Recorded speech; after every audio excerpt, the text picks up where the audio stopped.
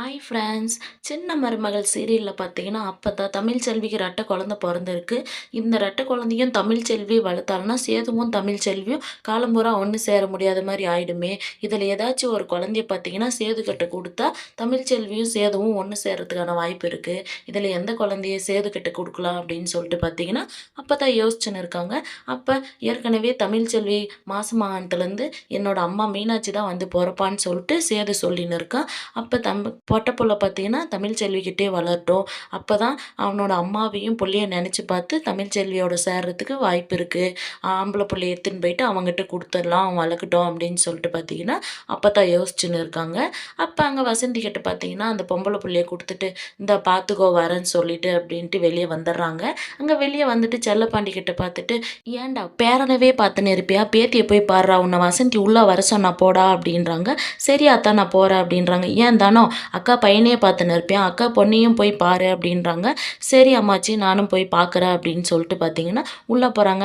"டேய் எங்கடா தூக்கின்னு போகிறான் அவனை, என்கிட்ட கூடுறா என் கொள்ளு பேரனை நான் பார்த்துக்கிறேன்" அப்படின்றாங்க.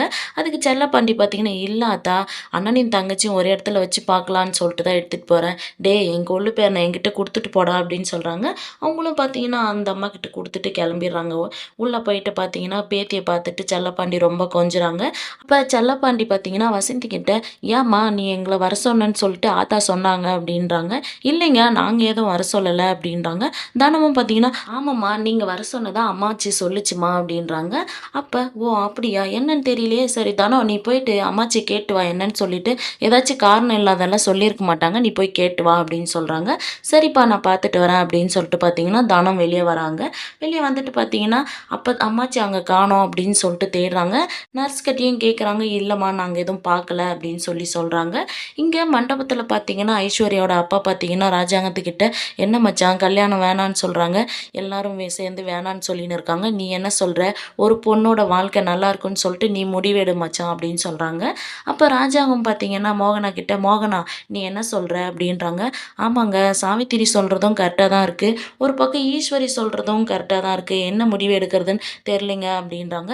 அப்போ ஐஸ்வர்யாவோட அப்பா பார்த்தீங்க, "இந்த சாங்கியம் சம்பிரதாயம்லாம் வேணாம், என்னோட பொண்ணு வாழ்க்கைக்கு ஒரு முடிவு சொல்லுங்க மச்சான்" அப்படின்னு சொல்லிட்டு ராஜாங்கத்துக்கிட்ட கேட்குறாங்க.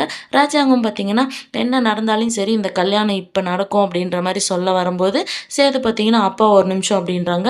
"என்னையா சேது சொல்லு" அப்படின்றாங்க. இங்கே ஒரு பக்கம் பார்த்தீங்கன்னா தனம் எல்லாருக்கும் கேட்டுன்னு இருக்காங்க. "பாட்டியை பார்த்தீங்களா" அப்படின்னு சொல்லிட்டு எல்லாரும் பார்த்தீங்கன்னா, "இல்லை நான் பார்க்கல, நீ பார்க்கல" அப்படின்னு சொல்லின்னு இருக்காங்க. அப்போ பார்த்தீங்கன்னா அப்போ ஆட்டோவில் குழந்தைய தூக்கின்னு வந்துன்னு இருக்காங்க. "ஐயா பேராண்டி கல்யாணமா பண்ண போற நீ, இந்த குழந்தைய எடுத்துகிட்டு வந்து உன் கல்யாணத்தை நான் எப்படி நிப்பாட்டுறேன்னு பாரு என் பேர குழந்தையோட" அப்படின்னு சொல்லிட்டு இங்கே பாட்டி ஆட்டோவில் தூக்கின்னு வந்திருக்காங்க. தானம் ஒரு பக்கம் பார்த்தீங்கன்னா போயிட்டு அவங்க அப்பா அம்மா கிட்ட சொல்கிறாங்க. "அப்பா அம்மாச்சியை காணும்ப்பா, எங்கே போனாங்கன்னு தெரியல" அப்படின்னு சொல்லிட்டு. "என்ன ஆயிருக்கும்" அப்படின்னு சொல்லிட்டு பார்த்தீங்கன்னா அவங்களும் செல்லப்பாண்டி அவங்க அம்மா கிட்ட குழந்தைய கொடுத்துட்டு, "பார்த்துக்கம்மா" அப்படின்னு சொல்லிட்டு பார்த்தீங்கன்னா அவங்களும் வந்து எல்லாம் தேடுறாங்க. அப்போ ஒரு நர்ஸ் கிட்ட கேட்குறாங்க, "ஒரு பாட்டியை பார்த்தீங்களா இங்கே" அப்படின்னு சொல்லிட்டு. அவங்களும் பார்த்தீங்கன்னா வெளியே பாட்டி அப்பத்தா ஆட்டோவில் ஏறத பார்ப்பாங்க. அவங்களும் சொல்கிறாங்க, "கையில் குழந்தைய வச்சுக்கின்னு ஆட்டோவில் போனாங்க" அப்படின்னு சொல்லிட்டு. "ஏதாச்சும் பிரச்சனையா சொல்லுங்க, நாங்கள் ஸ்டெப் எடுக்கிறோம்" அப்படின்னு சொல்கிறாங்க. "இல்லை அவங்க எங்கள் அம்மா தான், ஒன்றும் பிரச்சனை இல்லை, நாங்கள் பார்த்துக்குறோம், நீங்கள் போங்க" அப்படின்னு சொல்லிட்டு பார்த்தீங்கன்னா செல்லப்பாண்டி சொல்லிடுறாங்க. "எதுக்குங்க அம்மா இப்படி குழந்தைய எடுத்துன்னு போயிருப்பாங்க" அப்படின்னு சொல்லிட்டு வசந்தி கேட்குறாங்க. "தெரியலையே" அப்படின்றாங்க. "ஆமாம் மாப்பிள்ளைக்கு எந்த இடத்துலங்க கல்யாணம் ஆகுது, தனம் உனக்கு தெரியுமா" அப்படின்னு சொல்லிட்டு கேட்குறாங்க. "இல்லைம்மா எனக்கு எதுவும் தெரியாது" அப்படின்றாங்க. "இங்கே நடக்கிற பிரச்சனைல அந்த விஷயத்த நான் மறந்துட்டேன், ஒருவேளை நம்ம அங்கே போய் பார்க்கலாமா" அப்படின்னு சொல்லிட்டு செல்லப்பாண்டி கேட்குறாங்க. "நம்ம அங்கே போனாலையும் கல்யாணத்தை நிப்பாட்டுறதுக்கு தான் வந்திருக்கோம்" அப்படின்னு சொல்லிட்டு பார்த்தீங்கன்னா நம்ம மேலே பிரச்சனை பண்ணுவாங்க, வேண்டாம். சரி இரு நான் அம்மாவுக்கு கால் பண்ணி பார்க்குறேன் அப்படின்னு சொல்லிட்டு பார்த்தீங்கன்னா செல்லப்பாண்டி அப்பத்தாவுக்கு கால் பண்ணுறாங்க. அப்பத்தா பார்த்தீங்கன்னா ஃபோன் ரிங் அடிக்குது அப்படின்னு சொல்லிட்டு எடுத்து பார்த்துட்டு, "ஐயா சாரியா சாரியா பாண்டி, நான் உன் ஃபோனை இப்போ எடுக்க மாட்டேன், நான் எப்படியாச்சும் போயிட்டு என் பேரன் கல்யாணத்தை நிப்பாட்டணும்" அப்படின்னு சொல்லிட்டு ஃபோனை பார்த்தீங்கன்னா அவங்க எடுக்கல. திருப்பணும் வசந்தி பார்த்தீங்கன்னா, "கொடுங்க நான் பண்ணுறேன்" அப்படின்னு சொல்லிட்டு அவங்களும் ட்ரை பண்ணுறாங்க. அம்மா ஏன் ஃபோனே எடுக்க மாட்றாங்க, எதுக்காக குழந்தைய தூக்கிட்டு போயிருப்பாங்க அப்படின்னு சொல்லிட்டு பார்த்தீங்கன்னா அவங்க ஒரு பக்கம் யோசிச்சுன்னு இருக்காங்க. இங்கே ராஜாவும் பார்த்தீங்கன்னா, "சொல்லியா எதுக்கு இந்த கல்யாணம், என்ன சொல்கிற சொல்லு" அப்படின்னு சொல்லி கேட்குறாங்க. "இல்லைப்பா அத்தை சொல்கிற மாதிரி ஒரு மாதம் கல்யாணத்தை தள்ளி போடுங்க, இந்த கல்யாணத்தில் எனக்கு கொஞ்சம் குழப்பமா இருக்குது" அப்படின்றாங்க. அப்போ ஐஸ்வர்யாவோட அப்பா பார்த்தீங்கன்னா, "என்ன மாப்பிள்ளை குழப்பமா இருக்குது, கல்யாணம் பண்ணிக்கிறதுல குழப்பமா இருக்கா, இல்லை என் பொண்ணை கல்யாணம் பண்ணிக்கிறதுக்கு குழப்பமா இருக்குன்னு இருக்குன்னு சொல்றீங்களா? அப்படின்றாங்க. அப்ப ஐஸ்வர்யாவோட அம்மா பார்த்தீங்கன்னா, "என்னங்க கேட்குறீங்க மாப்பிள கிட்ட?" அப்படின்றாங்க. "இல்ல நான் மாப்பிள கிட்ட கேட்கறது கரெக்ட் தான். நீ அமைதியா இரு" அப்படின்னு சொல்றாங்க. அப்ப "சொல்லுயா மாப்பிள என்ன பிரச்சனை?" அப்படின்னு சொல்லி கேட்குறாங்க. அப்ப சாவித்திரி பார்த்தீங்கன்னா, முதல் பொண்டாட்டிக்கு குழந்தை பொறந்திருக்கு. அவன் வீட்டு வாரிசு வந்திருக்கு. அதனால அவனுக்கு கொஞ்சம் குழப்பமா இருக்கும் அப்படின்னு சொல்லிட்டு சாவித்திரி சொல்றாங்க. அப்ப தாமரையும் பார்த்தீங்கன்னா, "என்ன மாமா நீங்களும் இந்த சாங்கியம், சம்பிரதாயம்லாம் பார்ப்பீங்களா?" அப்படின்னு சொல்லிட்டு அவங்களும் கேட்குறாங்க. ராஜாங்கம் பார்த்தீங்கன்னா, "என்ன சேது? என்ன விஷயம் சொல்லுயா?" அப்படின்றாங்க. அப்ப சாவித்திரி பார்த்தீங்கன்னா, "அண்ணன் அமைதியா இருங்கண்ணே. இந்த கல்யாணம் பண்ணா சாமி குத்தமாயிடும்." அப்படின்னு சொல்லிட்டு தான் சேதுவும் யோசிக்கிறான். "விட்டுருங்க அமைதியா." அப்படின்னு சொல்லி சொல்றாங்க. அப்ப ஐஸ்வர்யாவோட அப்பா பார்த்தீங்கன்னா, "இல்ல என் பொண்ணோட கல்யாணம் நடந்தே ஆகணும். 1 மாசம் டைம் சொல்றீங்க. எந்த இதுல 1 மாசம் என் பொண்ணுக்கு நான் கேரண்டி குடுக்குறது சொல்லுங்க. ஊரு ஊரு உறவெல்லாம் கூப்பிட்டு இப்படி என் பொண்ணு அசிங்கப்படுது. பாருங்க என் பொண்ணு எந்த நிலைமையில இருக்கு." அப்படின்னு சொல்லிட்டு பார்த்தீங்கன்னா, ஐஸ்வர்யாவோட அப்பா துடிக்கிறாரு. அப்ப ராஜாங்கத்துக்கிட்ட பார்த்தீங்கன்னா, "எப்படியாவது என் பொண்ணோட கல்யாணம் நடந்தே ஆகணும் மச்சான்." அப்படின்னு சொல்லிட்டு சொல்றாங்க.